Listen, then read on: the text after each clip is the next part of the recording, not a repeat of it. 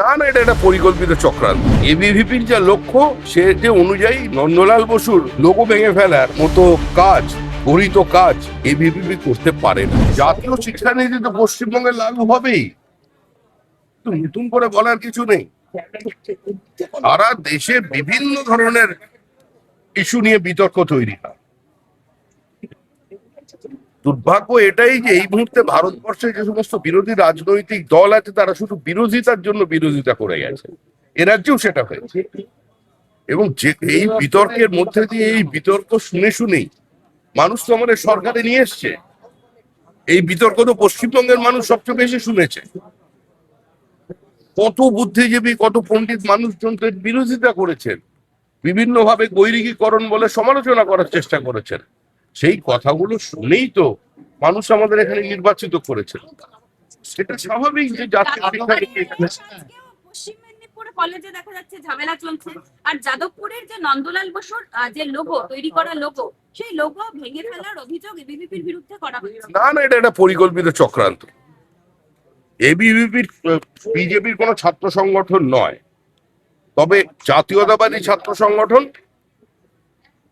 এবিভিপির যা লক্ষ্য সে অনুযায়ী নন্দলাল বসুর লোগো ভেঙে ফেলার মতো কাজ, গরিত কাজ এবিভিপি করতে পারে না। শর্মিলা ঠাকুর বলছেন বন্দে মাতরমের দ্বিতীয় স্তবক থেকে যারা অন্য রিলিজিয়ানরা রয়েছে তাদের সঙ্গে আবার সম্পর্ক। শর্মিলা ঠাকুর দাদা অন্নপূর্ণা ভান্ডার নিয়ে দিক থেকে ছেড়ে দাও করে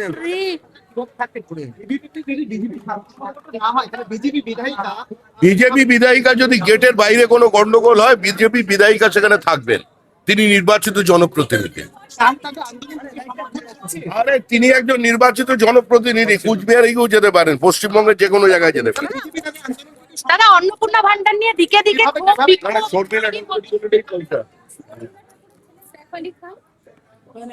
না না, শর্মিলা ঠাকুর তো বিরোধিতা করেছেন। এখন শর্মিলা ঠাকুরের তো বংশধরের মধ্যে আমি একজনের নাম দেখতে পাচ্ছি যিনি ভারতবর্ষের সবচেয়ে বেশি খুন এবং সবচেয়ে বেশি গণধর্ষণ, বলপূর্বক ধর্মান্তকরণ, মন্দির ভাঙা জন্য যে কুখ্যাত হয়ে আছে ভারতের ইতিহাসে, তারই তো নামকরণ হয়েছে ওনার পরিবারে। উনি তো সব বলবেন। আরো ভালো ভালো খবর দেখতে সাবস্ক্রাইব করুন বাংলা হান্টের ইউটিউব চ্যানেল। বাংলা হান্টের আরো খবর দেখতে নজর রাখুন। বাংলা খবর মানেই বাংলা হান্ট।